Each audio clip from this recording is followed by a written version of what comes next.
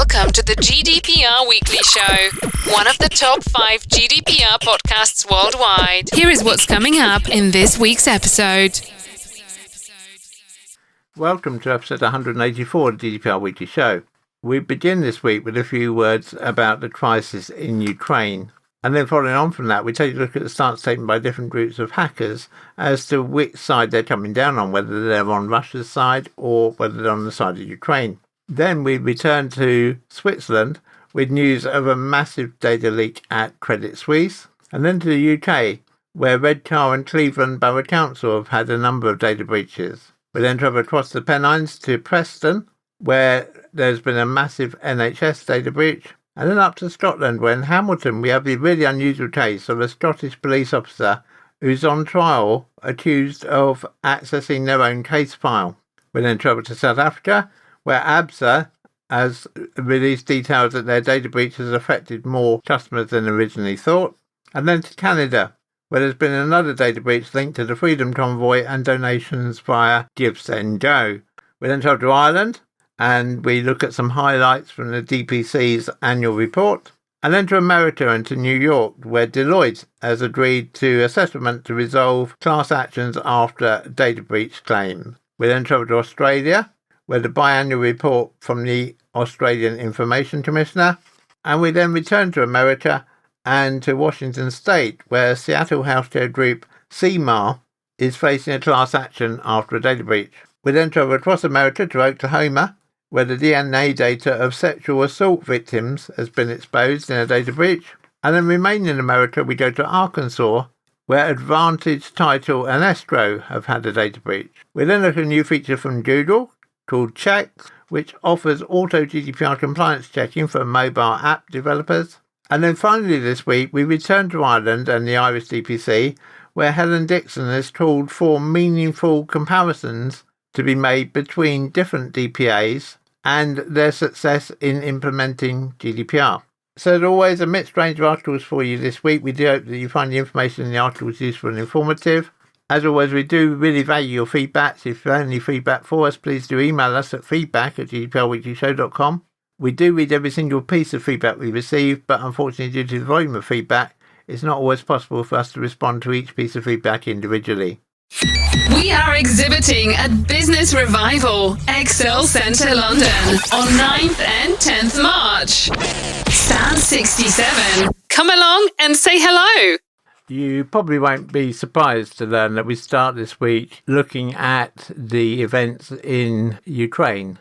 And I think it's only right that we begin by saying that we want to express our solidarity with the people of Ukraine, particularly the citizens of Kiev, and that we hope that a peaceful settlement can somehow be found out of this mess that we now find ourselves in, thanks to the totally unnecessary actions of President Putin and Russian forces.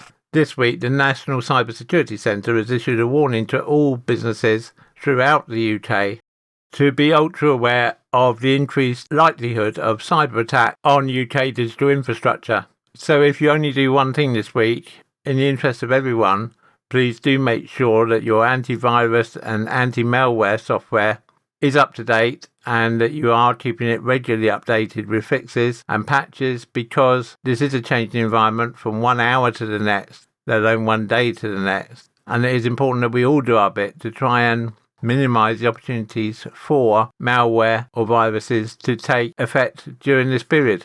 What we do know already is that there have been numerous reports of cyber attacks targeting Ukrainian government departments, and soldiers themselves have mounted this week, including instances of destructive malware and denial of service attacks. The cyber attacks form part of Russia's apparent hybrid approach to modern warfare.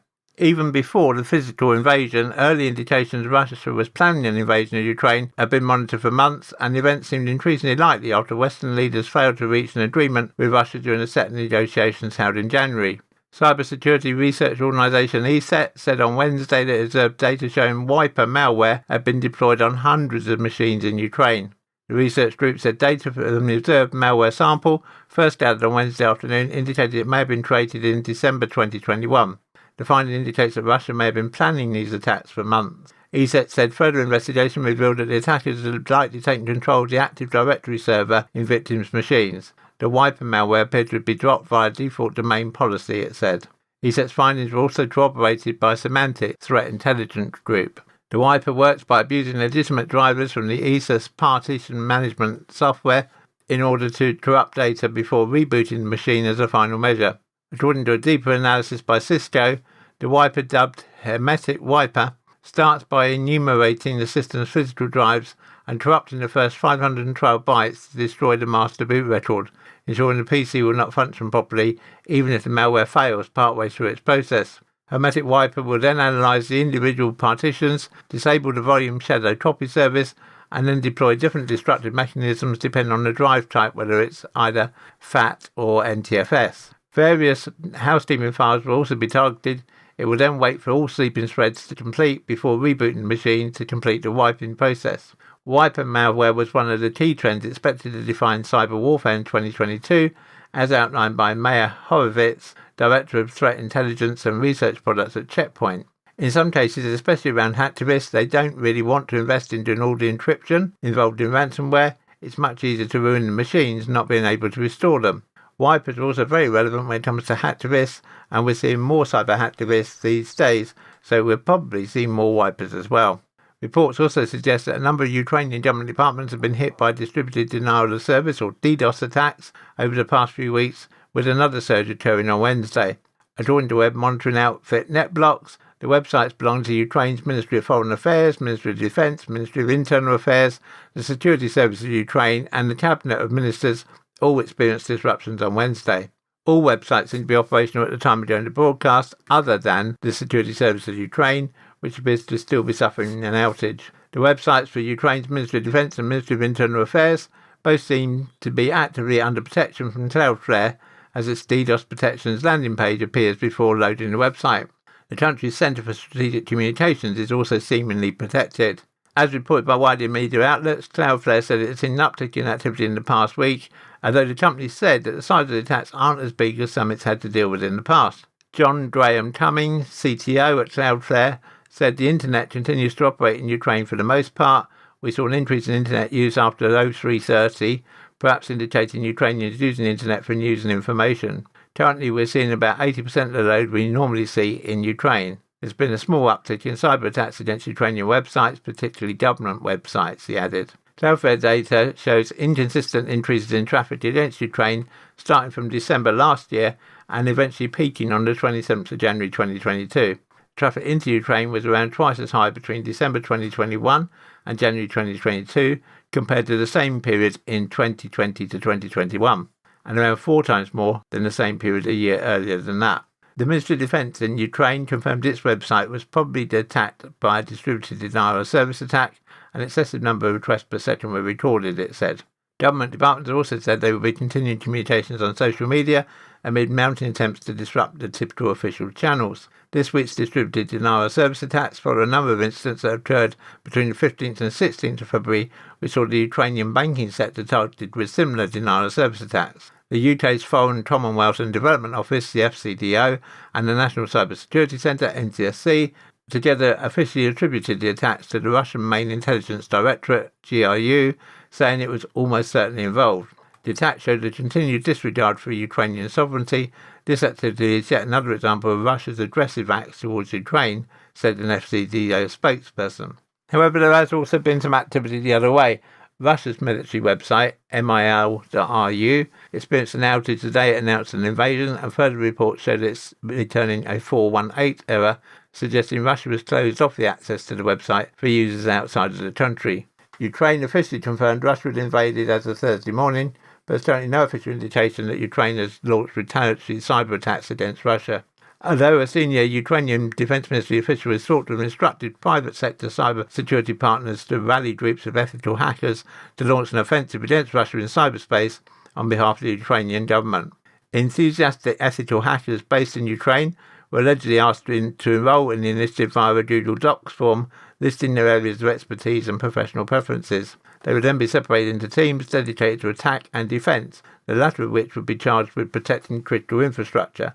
The Ukrainian Centre for Strategic Communications tweeted, "The Supreme Commander-in-Chief of the Armed Forces of Ukraine gave orders to inflict the maximum losses to the aggressor." You're listening to the GDPR Weekly Show with your host, Keith Budden. On the subject of hacktivists, as we go to broadcast, Anonymous are claiming success in taking down the Kremlin website in Russia. And so we thought it would be worth just taking a quick look at which groups of hacktivists have come out on which side. So far, siding with Ukraine, we have Anonymous, united with Ukraine and officially in a cyber war against the Russian government. The group said they targeted Russian state-controlled international television network RT and has taken down the website of the Russian propaganda station RT News. Anonymous is said to be a decentralised hacktivist group that targets different government institutions and government agencies, corporations and the Church of Scientology. Also with Ukraine is a group called Givesendgo, who announced their support for Ukraine today. "In support of people in Ukraine, we stand by you," they said. Also known as Ghost Security, the group considers itself a vigilante group and was initially formed to target ISIS websites that preach to Islamic extremists. Ghost is also commonly referred to as an offshoot of Anonymous. But siding with Russia, we have Conti, who've come out in full support of Russia. "If anybody will decide to organise a cyber attack or any war activities against Russia, we're going to use all our possible resources to strike back at the critical infrastructures of an enemy," a spokesman said. The Conti ransomware group is highly sophisticated and known for being the first group to weaponise the Log4Shell vulnerability, which we previously mentioned here on the GDPR Weekly Show, and operate a fully developed attack chain. Another group, UNC 1151, based in Minsk, have said that their support lies with Russia. The hacking group is commonly regarded as being state-sponsored by Belarus and has already been working to compromise the email accounts of Ukrainian military personnel. The group's members are officers of the Ministry of Defence of the Republic of Belarus. Another group is Sandworm, backed by Russia. The group, known for its recent malware called Cyclops Blinks, is comprised of Russian state-sponsored hackers. The malware was first deployed in June 2019 and has been primarily detected targeting WatchGuard Firebox firewalls, but they don't exclude having the ability to infect other types of network equipment too. And then we have the Red Bandits, also standing with Russia. On February 22nd, the group tweeted, "We've hijacked the Ukraine police dashcams and have been watching them. If Ukraine does not do what Russia wants, we will escalate our attacks against Ukraine to involve panic scares. We will also consider distributing ransomware." The collective self-identifies as a cybercrime group from Russia, however it's widely speculated to in fact be the Russian intelligence service. And finally, we have the Tumin Project, who side with Russia. The International Hacker Group announced today in a statement, "Hello everyone, this is a message we will help the Russian government if cyber attacks and conduct against Russia." The Jane is linked to the 2021 data breach and leak of the South African National Space Agency. We only expect these cyber attacks to increase from both sides, and we will keep you up to date with any news that we have right here on the GDPR Weekly Show. Contact us on helpdesk at gdprweeklyshow.com. If it hadn't been for Ukraine this week, then without a doubt the big news would have been the data breach from Credit Suisse. A massive leak of data from one of the world's biggest private banks, Credit Suisse, has exposed the hidden wealth of clients involved in torture, drug trafficking, money laundering, corruption and other serious crimes. Details of accounts linked to 30,000 Credit Suisse clients all over the world are contained in the leak, which are master beneficiaries of more than 100 billion Swiss francs, 80 billion pounds in sterling, held in one of Switzerland's best-known financial institutions. The leak points to widespread failures of due diligence by Credit Suisse, despite repeated pledges over decades to weed out dubious clients and illicit funds. The Guardian newspaper in the UK was part of a consortium of media outlets given exclusive access to the data. According to The Guardian, the data included information on a human trafficker in the Philippines, a Hong Kong stock exchange boss jailed for bribery, a billionaire who ordered the murder of his Lebanese pop star girlfriend, and executives who looted Venezuela's state oil company, as well as corrupt politicians from Egypt to Ukraine.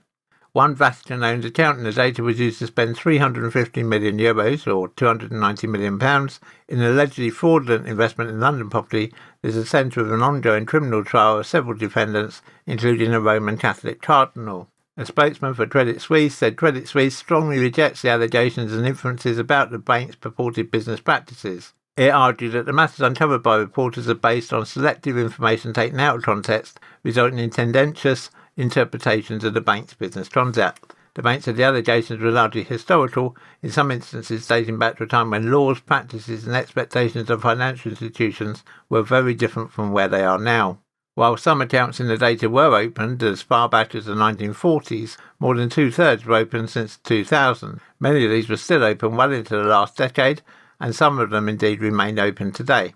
The timing of the leak could hardly be worse for Credit Suisse, which has recently been beset by major scandals. Last month it lost its chairman, Antonio Horta Osorio, after he twice broke COVID-19 regulations. That capped an unprecedented year of controversies in which the bank became embroiled in the collapse of the supply chain finance firm Greensill Capital and the US hedge fund Hacktivists Capital, and was fined $350 million over its role in a loan scandal in Mozambique. This month, Credit Suisse became the first major Swiss bank in the country's history to face criminal charges, which it denies, relating to allegations it helped launder money from the cocaine trade on behalf of the Bulgarian mafia. To Redcar in the northeast of England now, and Redcar and Cleveland Borough Council had to report 4 serious breaches of personal data to the Information Commissioner's Office, the ICO, last year. It should be said, however, that the council did not receive punishment from the ICO for any of the incidents. In total, the council said they had 60 data breaches in 2021, but most did not meet the ICO's threshold to be passed to them. A council spokesman said, "We're ensuring that all relevant staff are updated on latest procedures to be followed to protect information and data." It comes after the council suffered a cyber attack in February 2020, which cost it £8.7 million and left about 135,000 people without online access to public services, with frontline council staff resorting to using pens and paper. The Local Democracy Reporting Service said a council report had shown 2 of the breaches involved reports and paperwork being disclosed to the wrong person. A third contained a sensitive report which allegedly did not arrive at its intended destination, and the final breach was down to unauthorised access with a subsequent disclosure of information. We are exhibiting at Business Revival, Excel Centre London, on 9th and 10th March. Stand 67. Come along and say hello. To Preston in Lancashire now, and personal data from tens of thousands of people have been leaked in a massive NHS patient data breach. The sensitivity of the breach data, which includes details of medical procedures for patients including children, mean the incident could lead to criminal proceedings. Names and rest of the phone numbers of tens of thousands of patients were included in the cashier documents, as well as test results for cervical screenings and letters to parents detailing urgent surgery for their children. The information was reportedly leaked from PSL Print Management, a Preston-based consultancy firm which manages the print, fulfilment and dispatch of more than 10 million items of sensitive patient letters on behalf of over 200 NHS organisations. The company's NHS contracts are worth several £1 million, according to the Mail on Sunday, which first broke the story. An NHS spokesperson said information on the incident had been passed to the Information Commissioner's Office, the ICO, which on Sunday announced it is opening an investigation. The breach occurred when a PSL employee who was in dispute with the company requested all emails and texts relating to their employment, so a fairly standard data subject access request. They were sent a memory stick appearing to contain the firm's entire email server, including thousands of letters attached to emails between PSL staff and another printing firm, Datagraphic. A breach of this level, containing such sensitive data, could of course result in a hefty fine. Due to the sensitivity of the data and the possible flouting of GDPR, criminal proceedings could also follow. Some information on the email server reportedly dates back to 2015, which may constitute a further breach because, of course, it's possible that some of that data should have been deleted according to the NHS data retention policy. The contract between the NHS and PSL is likely to guide the ICO's assessment of who is responsible. The leak follows an investigation last week carried out under the Freedom of Information Act, which found that on average of 2 NHS staff per day are being penalised for mishandling files and spying on patient records. If we get any update on this, either from the print management company, from the NHS, or indeed from the ICO, we will of course bring it to you in the next available episode of the GDPR Weekly Show. You're listening to the GDPR Weekly Show with your host, Keith Budden. To Hamilton in Scotland now, and an unusual case in that a police officer has gone on trial accused of illegally accessing her own case file. Acting Sergeant Victoria Robb is said to have logged onto a computer and looked at details of driving offences that she'd allegedly committed. Robb, 31, went on trial accused of breaking data protection laws at Hamilton Sheriff's Court this week. Prosecutors claim she unlawfully accessed the police database 4 times on April 17, 2019. Police Scotland Information Manager Alice Stewart told the court that Robb's unique ID number was recorded as accessing a digital file 4 times in one day. She said a computer network called Storm is a kind of tasking system that police officers would use to help investigate crimes, contain details of witnesses, locations and allegations. Ms. Stewart, who has worked for the police for 21 years, said the file Rob is accused of illegally accessing was about an investigation into claims she was guilty of road traffic offences. She said everything on the system was covered by data protection laws and would have been gathered for a single purpose, gathered for investigative purposes or the prevention of crime. She said it would include the details of the person who called in to report the incident or the victim. The court heard that Rob had undertaken data protection training and had passed online tests on the topic. When asked by the prosecutor Tony Hicks if she believed that Acting Sergeant Rob accessing the Storm incident and viewing it constitutes a breach of data protection legislation, Ms. Stewart replied, "It would, in my opinion, yes. There was no policing purpose that was identified. It was carried out on multiple occasions and we have evidence to show that training and information was provided." The trial before Sheriff Diane Turner continues next month. And we will, of course, bring you future updates on this here on GDPR Weekly Show. Contact us on helpdesk@gdprweeklyshow.com. To South Africa now, and back in episode 180 we told you about a data breach at Absa. This week Absa have announced that even more of its customers have been affected by the breach which occurred in November 2020. The bank informed its customers that some of their personal details may have been compromised. This data that may have been exposed to third parties includes ID numbers, contact details, physical addresses and bank account numbers. We have heightened precautionary measures to protect your financial interests, and you may receive a phone call from Absa to validate potentially suspicious transactions, they said. The bank cautioned customers that Absa would never ask them to share their online banking PIN number, password, card, CVV number, or one-time passcode with anybody.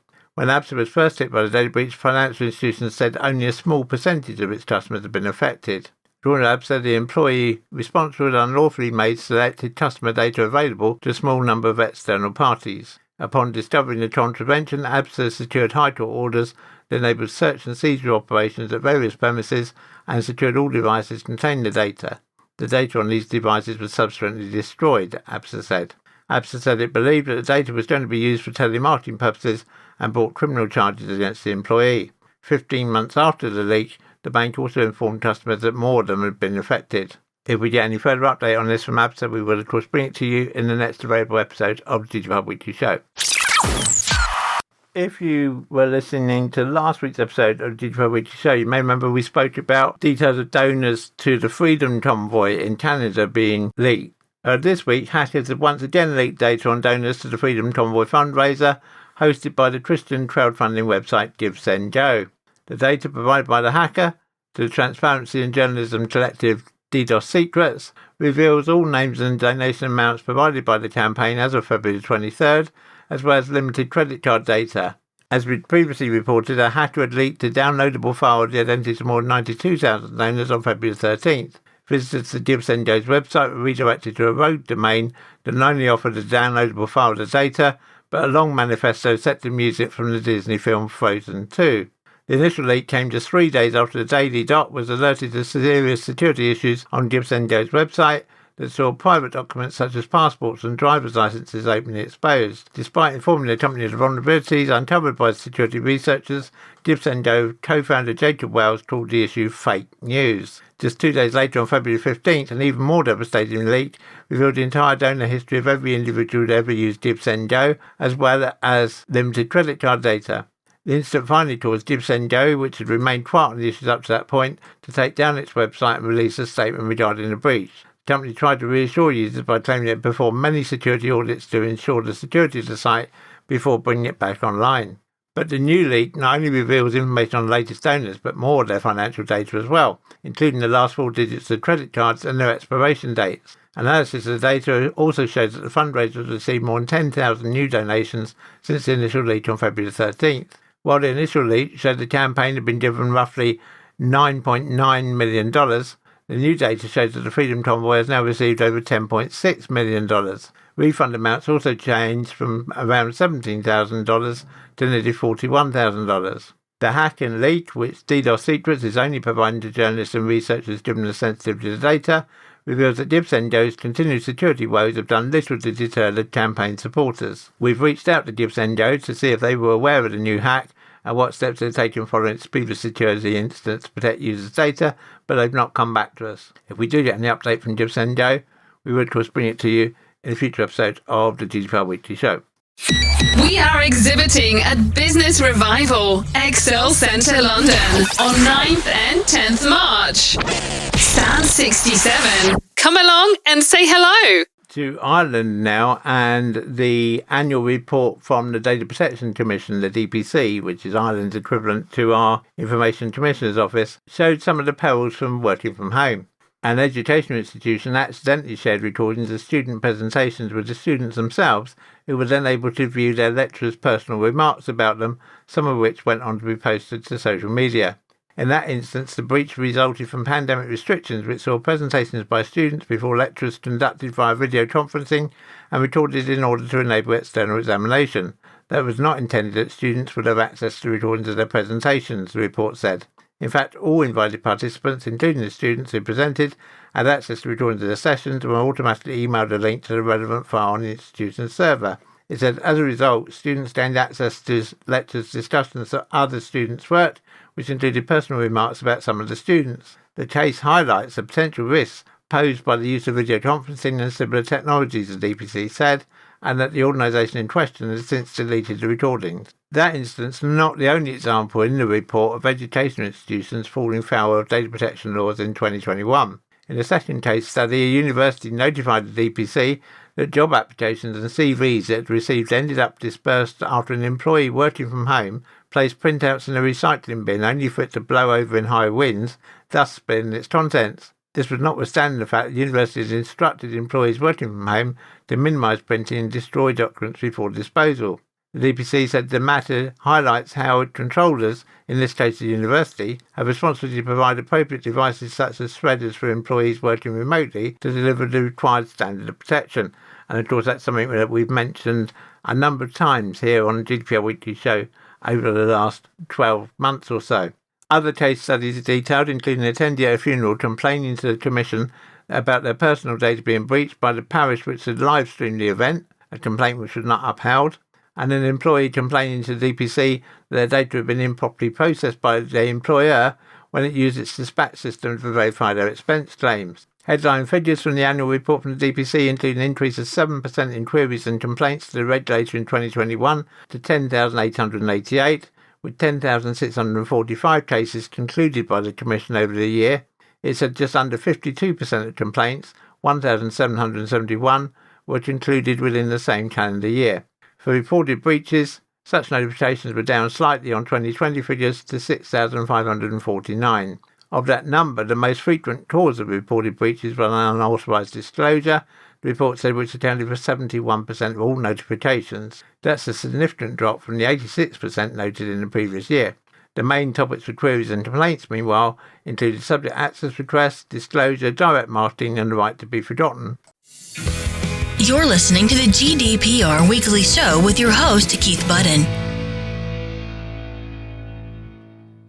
To America now, and specifically to New York, where on February 16th, the US District Court for the Southern District of New York granted final approval of a $4.95 million class action settlement from consulting firm Deloitte, resolving allegations that Deloitte had failed to use reasonable data security measures when designing web-based portals for state employment agencies in Illinois, Colorado, and Ohio. According to the class's supplementary brief in support of their motion for final approval, the allegedly poorly designed websites were subject to a data breach that resulted in unauthorized access to unemployment seekers' personally identifiable information. The parties agreed to a nationwide settlement class of 237,675 individuals in Illinois, Colorado, and Ohio. These individuals were notified by their state employment agencies that certain personal information submitted when applying for pandemic-related unemployment claims may have been inadvertently exposed in a data breach. Under the terms of the settlement, the defendant agreed to establish a $4.95 million settlement fund to compensate eligible claimants and will pay more than $1.6 million in attorney's fees and costs, as well as class member service awards. Deloitte have been invited to give us a statement, but they have not done so at the time of going to broadcast. Contact us on helpdesk@gdprweeklyshow.com. To Australia now, and the Australian Information Commissioner has produced figures showing that in the second half of last year, they had 464 data breaches reported, an increase of 6% compared with the first half of the year. The Office of the Australian Information Commissioner, the OAIC, periodically publishes statistical information about notifications released under its notifiable data breaches scheme to help improve consumer protection and drive better security standards for protecting personal information. The OAIC published its analysis for the second half of 2021, which received 464 notifications during the reporting period, compared with 436 during the first half of the year. It also found that malicious or criminal attacks remain the leading source of breaches, account for 256 notifications, 55% of the total, down 9% from the number in the previous half of the year. Data breaches resulting from human error accounted for 190 notifications, 41%. The health sector was also the highest reporting industry sector, notifying 18% of all breaches, followed by finance at 12%. The most common type of personal information involved in breaches was contact information. 96% of the breaches affected 5,000 individuals or fewer, while 71% affected 100 people or fewer. Australian Information Commissioner and Privacy Commissioner Angeline Falk said that the NDP scheme was well established after 4 years of operation. The scheme is now mature and we expect organisations to have accountability measures in place to ensure full compliance with its requirements, she said. If organisations wish to build trust with customers, then it's essential they use best practice to minimise data breaches, and when they do occur, they put individuals at the centre of their response. However, the OAIC found that some organisations are falling short of the scheme's assessment and notification requirement. Falk said one of its key objectives is to protect individuals by helping them to respond quickly to a data breach to minimise the risk of harm. Delays in assessment and notification reduce the opportunities for an individual to take steps to protect themselves from harm, she said. Last week, the New South Wales government admitted to a data breach that saw over 500,000 addresses leaked through a government website. Locations were collected by the New South Wales Customer Services Department through a QR code registration system before being made public through a government website. Locations included defence sites, missile maintenance sites, and domestic violence shelters.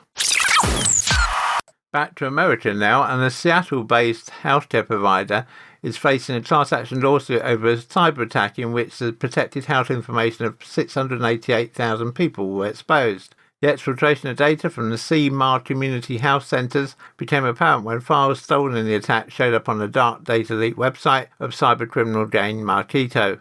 Marquito claimed to have stolen 3 terabytes of data from CMAR.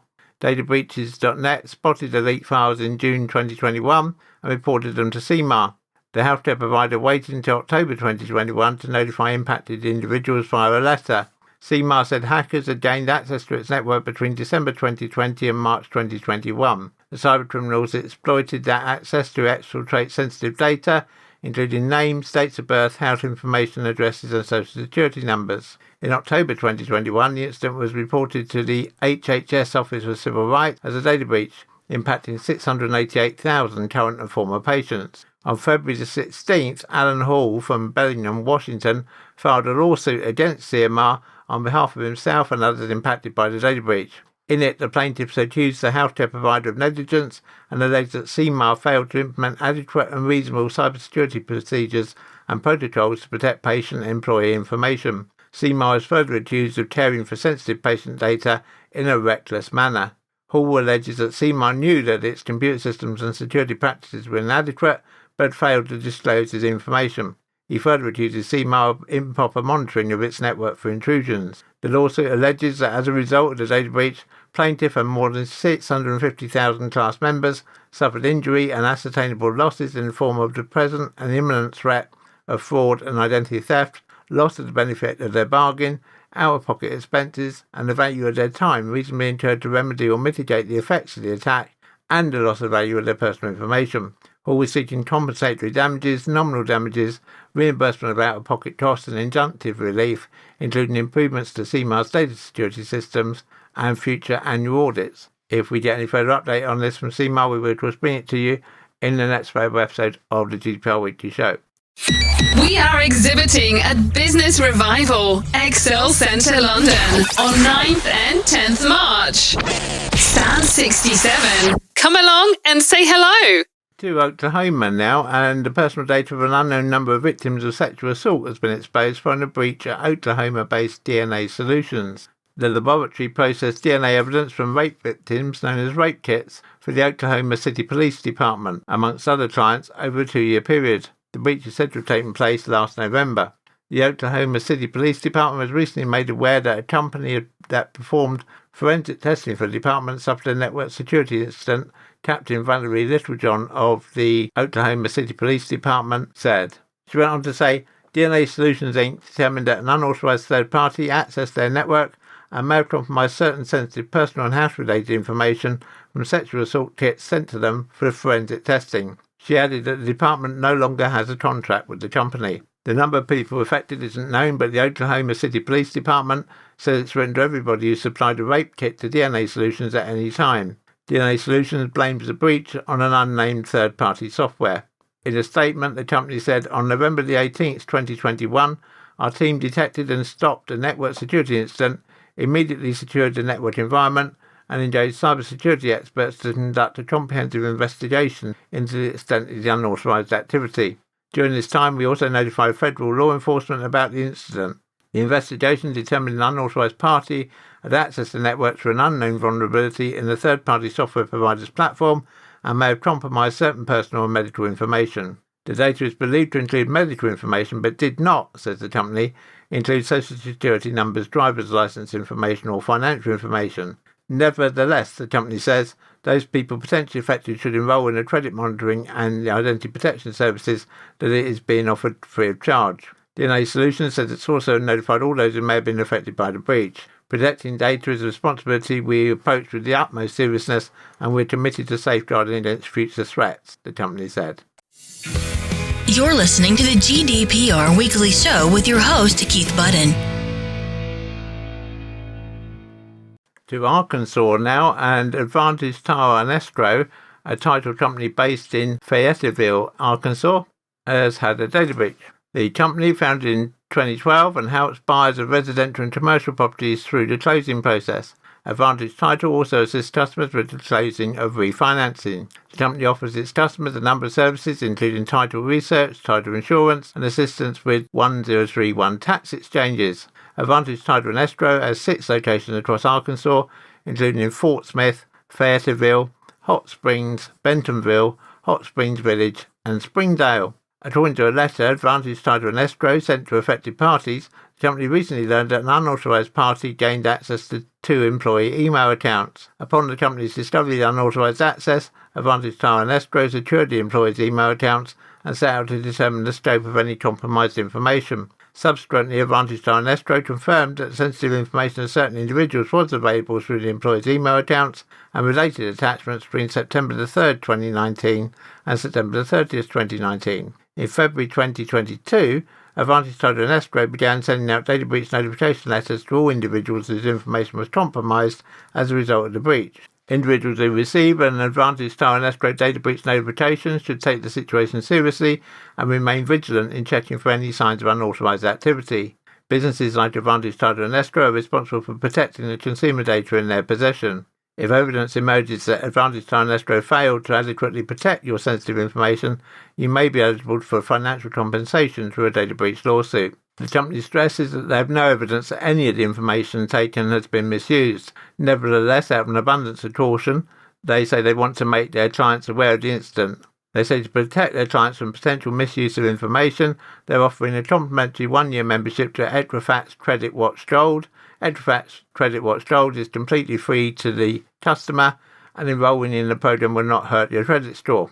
For more information on identity theft prevention and Equifax Credit Watch Gold, including instructions on how to activate your complimentary 1-year membership, please see additional information provided by Advantage Title and Escrow. Contact us on helpdesk@gdprweeklyshow.com. Google announced this week they'd be rolling out a new platform called Checks to make it easier for mobile application developers to ensure their product is compliant with current privacy regulations. Checks will use artificial intelligence to scan code bases and provide automated privacy insights and recommendations where it spots errors that potentially fall foul of privacy regulations such as GDPR. The platform will also allow developers to analyze their code against regulations in the United States and Brazil and against the Google Play Store developer policies. Doodle said developers have contacted them saying they were struggling to keep track of the ever-changing regulatory landscape and deal with the growing complexity it presents. Checks is aimed at developer teams of all sizes and is a product of Doodle's in-house incubator program, Area 120, which sees employees come together to work on entrepreneurial projects. Area 120 has produced a range of projects since it launched in 2016 that have been integrated into the likes of Doodle Cloud, apps for Doodle Assistant, and new search functionality. Doodle previously built Android Vitals, an opt-in feature for Android that logs data through normal application use and sends it back to the developers to provide greater insights into the developers' technical challenges. Joining Area 120 allowed us to focus full-time on creating a solution that simplifies privacy for developers distributed on both Android and iOS, said Nia Casterly, co-founder and legal lead at Checks, and Fergus Hurley, co-founder and general manager at Checks. Over the past 2 years, our team has spent time listening and feedback from hundreds of mobile app developers on their approach to privacy and partnered closely with 40 highly engaged early adopters to refine our product and roadmap. We believe Checks will help mobile app developers of all sizes save time by replacing complicated processes and providing automated privacy insights. Interested parties can request early access to Checks as of now, with various pricing tiers on offer. A free version only checks against Doodle's Play's data safety section. The core tier checks against GDPR, the California Consumer Privacy Act, and more domestic regulations, and costs $249 per app per month. The premium tier offers deeper insights into the app's privacy policy, permissions, SDKs, and data sharing elements of the app, while the enterprise tier is priced on a bespoke basis. Subscriptions are limited to monthly payments at a time, meaning developers cannot pay for longer terms, although they can cancel at any time, Checks said. Checks said it does not collect or store any app or user data itself, nor does it share anything with the Doodle Play team. Returning to Ireland now, and Helen Dixon, the Data Protection Commissioner, has said that a set of metrics against which the performance of all European data regulators can be assessed objectively must be agreed. Helen Dixon's comments comes as her office continues to come under fire from other supervisors, politicians and privacy advocates over alleged weak handling of so-called big tech firms. Such metrics must, however, move past both superficial totting exercises and assumptions to the effect that the bigger the fine, the greater the change of behaviour it will herald, Ms Dixon said in the foreword to the Data Protection Commission's annual report. If the collective goal of all of us is to ensure better protection of people from misuse of their personal data, and indeed to ensure that they're not disadvantaged by over-implementation of GDPR rules, the types of quantitative and qualitative metrics that need to be assessed must be carefully laid out, she said. Further enforcement priorities must be set, and the impact of different enforcement measures and sanctions must be tracked and analysed over time for impact and value for money, she added. Ms Dixon added that while the DPC recognises that in some respects at least it needs to do more and better, she said a shared understanding of what measurements it is being compared against would be a benefit. She said in the absence of such agreed benchmarks, the standard GDPR enforcement regime is at risk of damage. This is particularly so when certain types of allegations levelled against this office serve only to obscure the true nature and extent of the challenges presented by the particular framework by which the EU member states are bound to legislate for the enforcement of data protection within the EU as a whole, she bluntly claimed. The data regulator also said that to maximise the impact of its interventions and deliver meaningful outcomes, it must deploy its resources in a targeted way. The Irish Council for Civil Liberties has called on the Minister for Justice to launch an independent review of the functioning of the Data Protection Commission, something recommended by the Justice Committee last year and echoed yesterday by Facebook whistleblower Frances Horgan. The DPC has also faced criticism from some MEPs over claims it's too weak on large tech companies that have their international or European headquarters in Ireland. But Ms Dixon said that in the vacuum created by a lack of agreed standards for performance measurement, a narrative has emerged in which a number of cases and the quantity and size of administrative fines levied are treated as sole measure of success, informed by assumptions as to the effectiveness of financial penalties in particular, as drivers of real changes in behaviour, capable of delivering identifiable and meaningful improvements for data subjects. In that regard, a recent 2022 survey citing Luxembourg and Ireland as top of the league table for fines in the EU tells us little about how effective regulation under GDPR has been, she said. Likewise, figures representing the number of cross-border cases provide little by way of meaningful insight. Ms Dixon also questioned the success of the one-stop-shop mechanism under GDPR, where multinational companies with operations across Europe can choose to be regulated out of just one territory, so they do not have to deal with multiple authorities in different jurisdictions. She said not all multinational activity falls within the scope of the one-stop-shop arrangements, leading to decisions that are difficult to reconcile, being made about the same cross-border processing operations on one particular platform, but by different EU supervisory authorities. That so much cross-border activity can sit outside the one-stop shop brings into question the effectiveness of the coordination efforts that were intended to be a feature of the regulation of cross-border processing, she said. It may also be said that to undermine the idea central to the GDPR that a level playing field could be created across Europe. The Data Protection Commission's budget in 2021 rose by €2.2 million compared to 2020 to €19.1 million in total.